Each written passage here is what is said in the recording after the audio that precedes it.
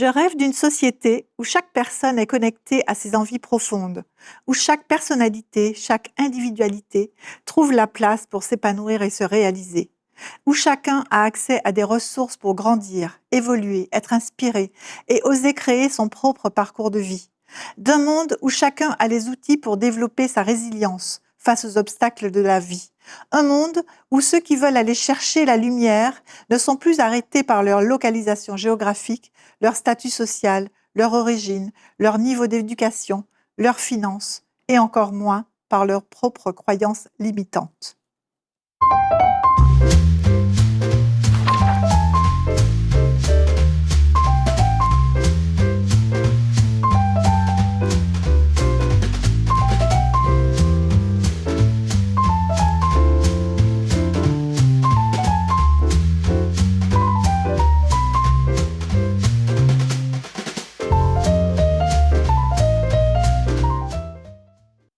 Bonjour à toutes, bonjour à tous, bienvenue dans notre nouvel épisode de l'émission Au gré des pages. Aujourd'hui, nous parlerons de quête de sens, de connaissance de soi et de réalisation personnelle. Une question qui traverse de plus en plus notre époque, notre société. Comment trouver sa place dans un monde où les modèles traditionnels de réussite semblent ne plus suffire? C'est précisément la réflexion proposée par Jade Sarah, coach, entrepreneur, conférencière, mais aussi passionnée de philosophie et de psychologie. Elle est aujourd'hui avec nous pour nous parler de son livre Manifeste Journal, publié en 2024 aux éditions Erol. Bonjour Jade. Bonjour Claire, merci de me recevoir. Bienvenue sur notre plateau. Nous sommes ravis de vous capter dans votre séjour à la Martinique qui vous Je suis ravie amène d'être là. Ouais. ici. Alors effectivement, avant de parler du livre, on va un petit peu se plonger sur votre parcours et que vous nous racontiez comment vous avez mené tout ce chemin. Alors je rappelle juste que vous êtes martiniquaise, vous avez grandi en Martinique avant de poursuivre vos études et votre vie en métropole. Euh, Quel rôle a eu votre histoire personnelle dans votre cheminement et dans l'écriture de ce livre? Hmm. Alors je pense que précisément ce livre est la continuité du parcours qui a été le mien, une naissance et une enfance en Martinique, dans un lieu qui est si privilégié, tellement doux finalement, qui est un petit peu comme un cocon où à la fois on est au contact d'une nature qui est hyper généreuse, d'une culture qui sensoriellement nous plonge vraiment dans des états émotionnels assez particuliers.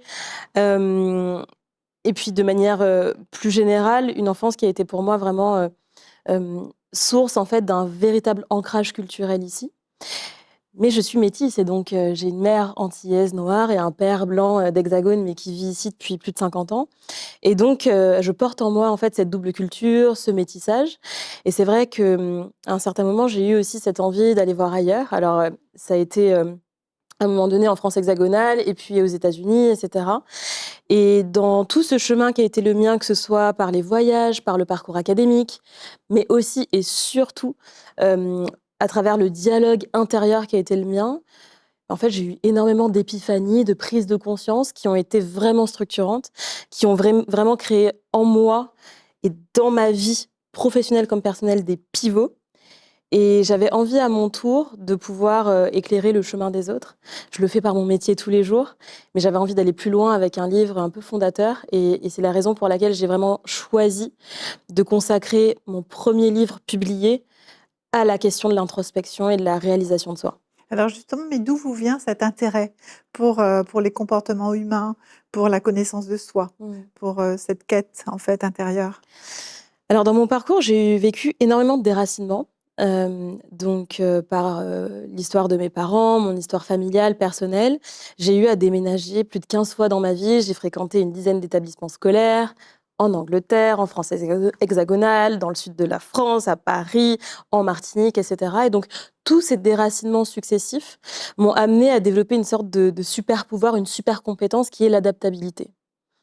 Et comme il y a toujours un coût à ce que l'on développe dans la résilience, eh bien, ça a mené à certains moments, à force d'être cet être caméléon qui sait s'adapter partout, Eh bien, ça m'a mené à certains moments à me trahir, à me suradapter, à finalement donner beaucoup plus d'importance à ce que l'on attend de moi, ce qui vient de l'extérieur, plutôt que ce qui est juste pour moi à l'intérieur.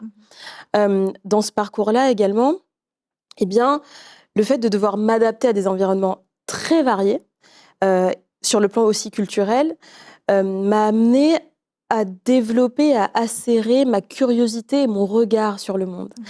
Et en passant tant de temps à observer et analyser les autres, les environnements, eh bien, j'ai pris goût pour cela et j'ai décidé vraiment d'en faire mon métier et puis de manière assez, simplement naturelle et organique, ça m'a amenée à lire, lire de la littérature, de la philosophie, de la psychologie et à me plonger finalement dans cette compréhension de ce que j'appelle la dentelle existentielle. Mmh. Parce que j'ai vraiment le sentiment que, observer et travailler avec les humains, c'est se confronter à de la complexité, en fait. Et on est dans une époque qui tend à tout simplifier, qui tend à enlever la nuance. On l'observe notamment, évidemment, sur les réseaux sociaux et j'ai envie, en fait, de redonner un petit peu, heu, ces lettres de noblesse au monde qu'on appelle aujourd'hui le monde du développement personnel et à lui apporter de la nuance, de la structure et de la profondeur, surtout. La profondeur individuelle et vous le faites avec l'écriture. Oui, L'écriture qui est aussi, au cœur de votre démarche, depuis petite. Vous avez grandi dans un milieu littéraire puisque vos 2 exactement. parents sont agrégés de littérature. Est-ce que c'est un moyen de transmettre ou un moyen un moyen thérapeutique? Mmh. Alors un petit peu des 2. À certains moments de ma vie, effectivement, l'écriture a été un refuge où j'ai pu déposer dans mes carnets, la nuit, mes angoisses, mes questionnements, mes épiphanies et puis, je me suis rendu compte aussi à travers mon métier de coach, y compris d'ailleurs, du coaching en leadership, en entreprise, avec vraiment des équipes, des profils exécutifs, à quel point l'écriture permettait d'accoucher de soi. Mmh. Et je fais toujours cette référence à la maïeutique, socratique. C'est vraiment l'art de se poser des questions, l'art de la réflexivité qui permet d'accoucher de ses prises de conscience, de ses vérités. Et je crois très, très, très, très fort au pouvoir de cela, tout simplement parce que je donne souvent cette espèce, d'analogie. Si on regarde sa main comme ça, eh bien, on voit pas le nombre de doigts qu'on a, on voit pas les traits de sa main et cetera. Mais si on met un petit peu de distance, de Un nouveau, peu de recul? là, exactement, on a de la clarté. On a, une capacité à mieux voir, à mieux comprendre, à mieux analyser. Eh bien, en fait, l'écriture, c'est ça, c'est mettre quelque chose à distance de sorte à pouvoir le regarder, l'observer et le décrypter. Et c'est ça la magie de l'écriture. Formidable. Alors donc vous sortez ce livre. Ce livre, on va s'arrêter un petit moment sur le titre et le sous-titre. Alors manifeste, mais manifeste avec un Y. Visiblement, il y a un sens particulier Tout à à ce fait. titre. Oui, tout à fait. Donc j'ai inventé ce mot qui est un néologisme et je voulais, en premier lieu, le point de départ, c'était le verbe se manifester. Parce que je crois que on ne peut se changer soi ni changer le monde si on ne se rend pas visible, si on ne prend pas la parole, si on ne se manifeste pas au monde. Donc ça, c'était le point de départ. Et je voulais amener un petit twist parce que je suis née dans les années 90. Je suis vraiment une représentante de cette génération Y, la génération milléniale, qui, d'un point de vue sociologique, est porteuse d'énormément d'ambivalence et de contradictions. C'est vraiment une génération pivot. Il y a de nombreuses études qui l'illustrent. Et donc, je voulais faire un clin d'œil à cette génération Y. Mmh. Et dans ce mot, finalement, global, on retrouve le many, la pluralité. J'en ai parlé un petit peu, mais un être humain, c'est un être qui est complexe, qui est pluriel, qui a mille et une facettes. Et encore une fois, je me bats aussi contre ce rapport en fait au soi où il faudrait choisir une case, une étiquette, un label dans lequel on reste et qui nous définit pour toute la vie. Quelle hérésie en fait, c'est tellement réducteur et donc j'avais vraiment envie en un mot de gorger toutes ces notions et donc on arrive, au terme manifeste qui est aussi aujourd'hui le nom de mon entreprise. Absolument. Alors, il y a le sous-titre aussi qui nous interpelle, se réaliser pleinement grâce à la philosophie pratique. Alors, on l'a dit en introduction, vous êtes une férue de philosophie, de sociologie, Ouais. de sciences sociales. Mais qu'est-ce que c'est que pour vous la philosophie pratique? Alors qu'est-ce que déjà la philosophie? C'est le goût de la vérité. C'est finalement le goût du dialogue, c'est le goût de la curiosité. Souvent, on parle de la philosophie et les intellectuels, hélas, ont tendance à cultiver cette espèce d'entre-soi où on tient un petit peu le commun des mortels à distance de cette discipline qui a l'air oh là là, complexe et compliquée. Pas du tout. La philosophie, c'est pas resituer plein d'auteurs sur une frise chronologique et comprendre tous les concepts à la perfection. L'art de philosopher, c'est littéralement l'art de se poser des questions et d'avoir ce goût pour la vérité, ce goût pour la profondeur. Donc, Déjà, c'est ça la philosophie. Et donc, pourquoi j'y ai mis le mot pratique? C'est parce que moi, mon obsession, et je crois que c'est aussi ma casquette de chef d'entreprise qui fait ça, j'aime l'action, j'aime le concret et j'aime en fait voir à quel point la philosophie qui semble si abstraite est en fait un outil précieux pour le quotidien. Un outil précieux qui permet littéralement de changer sa vie, de passer à l'action et de vivre individuellement mais aussi collectivement une vie beaucoup plus vibrante et alignée. Et donc, c'est le fait de pouvoir la rendre accessible aussi. Accessible, concrète, prête à l'emploi Et de créer des et ponts, de vous créer. me disiez aussi, la possibilité de créer des ponts entre justement l'entreprise et ses sens sociaux qui sont souvent séparés. Exactement. Il y a quelque chose que j'ai vraiment observé, alors dans mon histoire familiale, mais aussi dans ma vie corporate, quand je travaillais encore en CDI, dans des entreprises, et puis ensuite quand j'ai lancé mon entreprise il y a une dizaine d'années, c'est qu'en fait, à chaque fois, il y a une forme de cloisonnement. Donc, il y a les sciences sociales, il y a l'entreprise, il y a les travaux manuels, voilà. Et puis ces gens-là, c'est comme si finalement, ils ne se rencontrent jamais, Sont et on dans se des mondes tient parallèles. exactement dans des mondes parallèles, opaques, et puis comme si ce savoir, finalement, il ne peut pas circuler. Alors que si justement, les intellectuels, ceux qui ont la possibilité d'être publiés, ceux qui ont un espace médiatique, faisaient l'effort de rendre les notions accessibles, entendables, audibles, eh bien, on se rendrait compte qu'en fait, ça pourrait impacter beaucoup plus de monde. Parce que si on est un petit peu non seulement humble, mais sincère, on se rend compte que toutes les pensées ont déjà été produites. Je veux dire, on a 2500 ans de civilisation derrière nous, des philosophes incroyables, des penseurs, des écrivains, etc. Donc, dans l'absolu, on produit très peu de nouvelles pensées. Donc le rôle aujourd'hui pour moi des personnes qui prennent la parole, c'est d'être des passeurs. C'est de réactualiser la pensée et le propos de sorte à la rendre pratique et accessible. Tout à fait. Alors, dans votre livre, vous faites un constat fort, le modèle classique de réussite, la carrière stable, le statut social, la sécurité matérielle, ça fait plus forcément rêver toute une génération.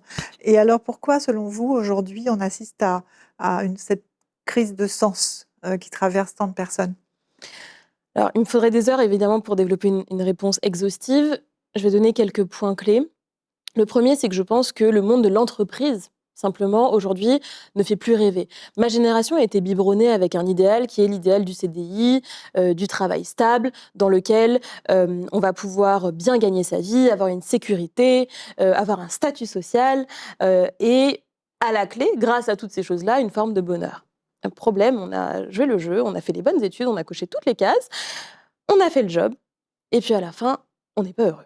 Donc déjà, ça part d'un constat, d'une crise de joie finalement. La crise de sens vient aussi d'une crise de Ouais. joie. C'est le premier point. Le deuxième point, c'est que je pense que le monde a énormément évolué ces 20 dernières années et que ce qui était vrai pour une génération il y a 25, 30, 40 ans ne l'est plus pour la génération d'aujourd'hui. Ne serait-ce que parce que Internet est arrivé, les réseaux sociaux, la digitalisation du travail. Évidemment, la pandémie a encore accéléré cela. Et donc, il y a aussi une aspiration à ne plus seulement travailler euh, pour se réaliser. En fait, la place du travail est remise en question. Et on veut travailler pour vivre, pas vivre pour travailler. Et ma génération a été vraiment la génération pivot par Inverse. rapport à ça. Et alors, on voit les aides derrière qui l'incarnent de manière complètement décomplexée. C'est-à-dire, ça amène à souvent des situations assez cocasses.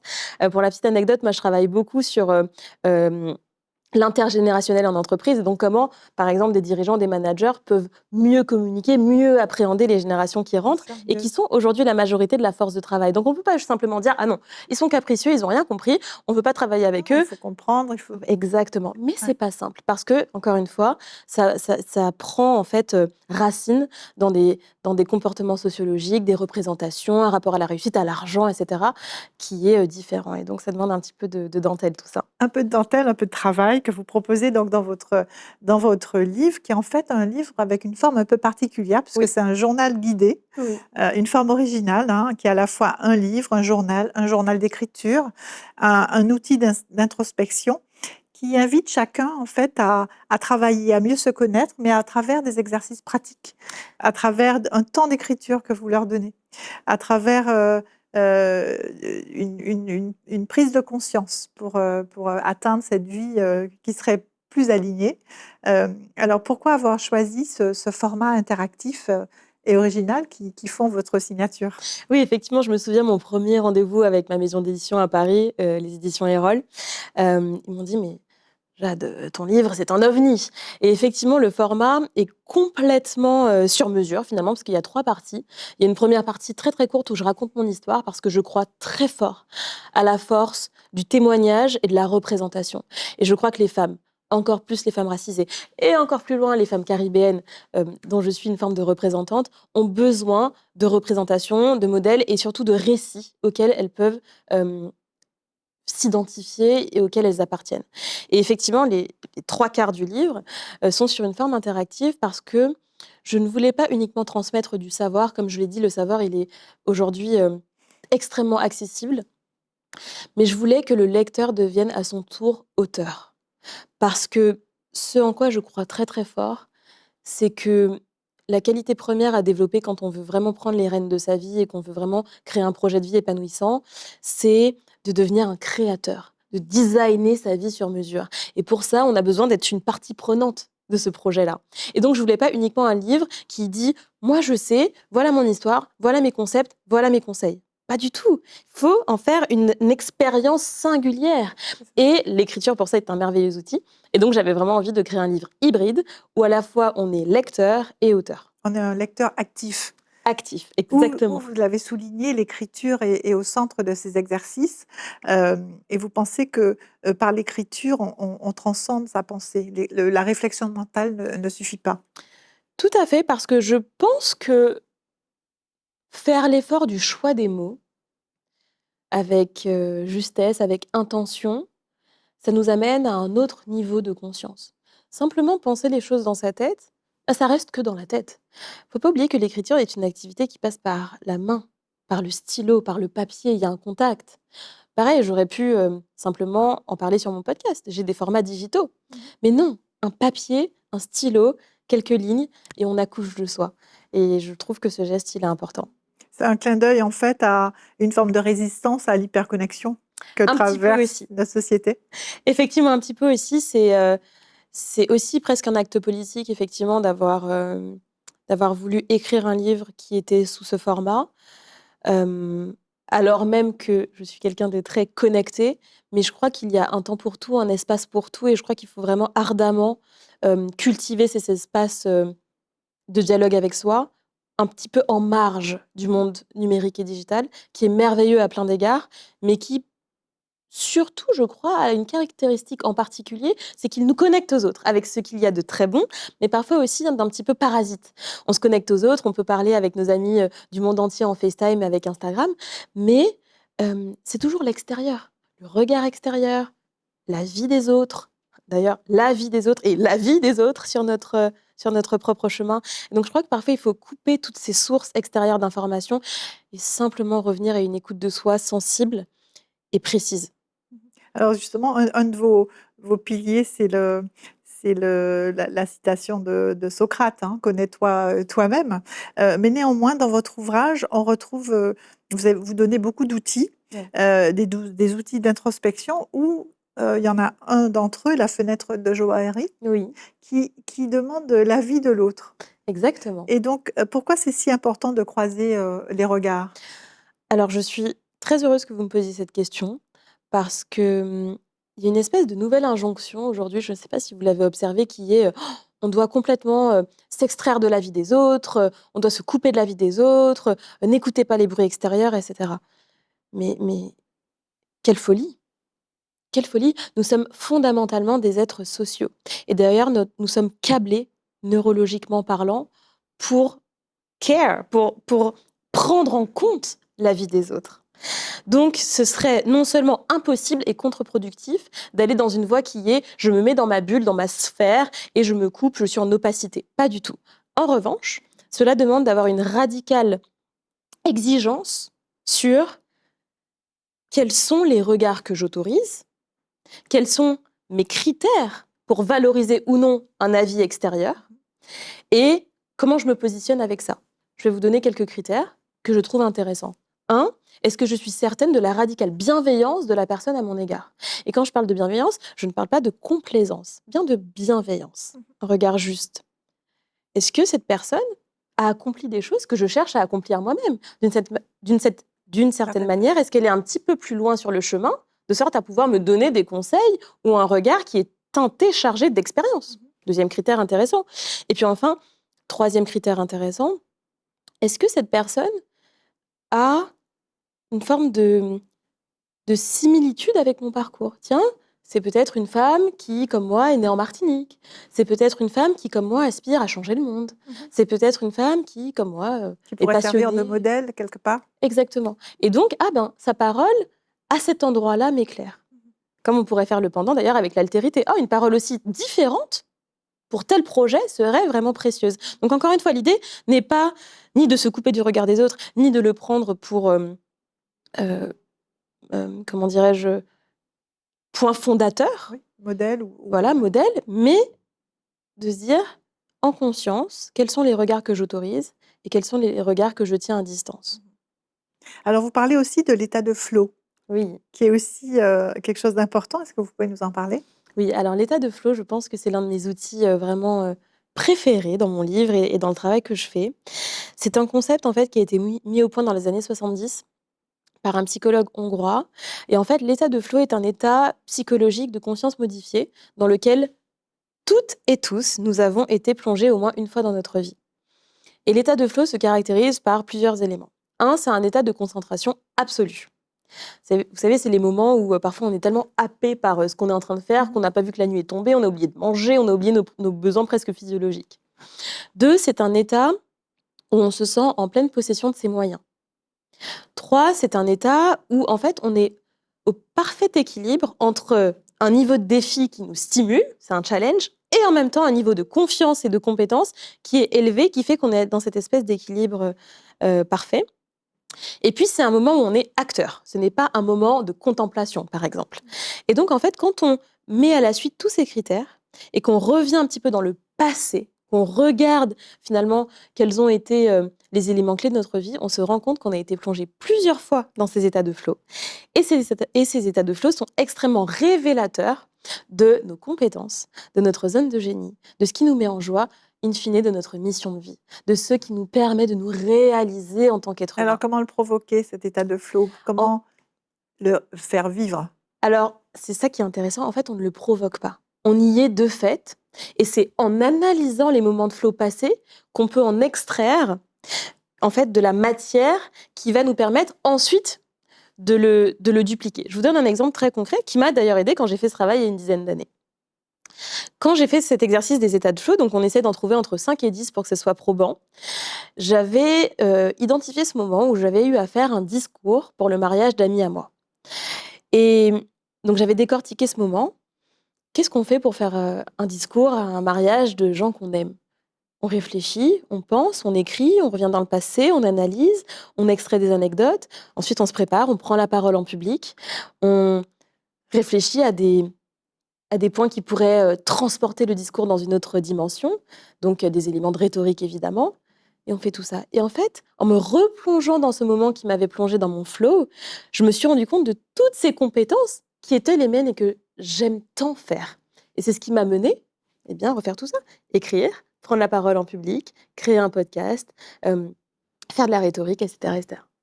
Donc, c'est identifier un moment dans lequel on a été particulièrement bien. Exactement, inspiré, bien, en confiance, en compétence. Et en décortiquant ça de manière répétée entre 5, 10, 15 moments, ça nous donne suffisamment de matière, par exemple, pour aider demain un coaché à opérer une reconversion, etc. Donc c'est Alors, très concret et c'est ça que j'aime avec ce genre d'outils. absolument. Alors, vous dites dans votre manifeste que vous rêvez d'un monde où chacun peut trouver sa place, où chacun peut créer son propre parcours de vie. Alors, si chacun devait commencer ce travail par une seule question Mhm. pour les auditeurs qui nous écoutent, quelle serait cette question? Hmm. Alors je vais partager une question qui m'a été posée il y a 6 mois et qui m'a profondément bouleversée. Alors je vais la partager à mon tour. Claire, si vous deviez mourir dans 1 an, qu'est-ce que vous changeriez à votre vie? 1 an, c'est une période qui est très particulière. On a encore suffisamment de temps pour construire, pour explorer, pour vivre. Mais c'est suffisamment court pour ressentir l'urgence de vivre et de se réaliser. Je crois que cette question, c'est un très bon point de départ. C'est face à l'urgence, comment changer? Qu'est-ce que changer? Oui, je crois que l'urgence permet de déployer du courage. Parce que, comme le dit un philosophe que j'aime beaucoup, Aristote, le courage est la mère de toutes les vertus et donc on ne peut déployer, de l'inspiration, de la curiosité, hem, de la résilience si à un moment donné on ne prend pas une décision et cette décision qui mène du point A à un point B, qui mène de l'avant à l'après, qui mène d'une version de soi à une autre, eh bien elle est appelée par le courage et je crois que l'urgence effectivement d'avoir conscience que cette vie on n'en a qu'une et qu'elle va se terminer à un moment donné, hem, nous donne en fait cet élan. Et je crois pas au déclic, d'un coup. Je pense que, comme je l'ai dit, c'est un chemin, c'est un parcours, c'est un processus par lequel il faut vraiment consentir à passer. Néanmoins, je crois vraiment à effectivement ces inspirations qu'on a, à travers les étincelles, les élans, créer du mouvement.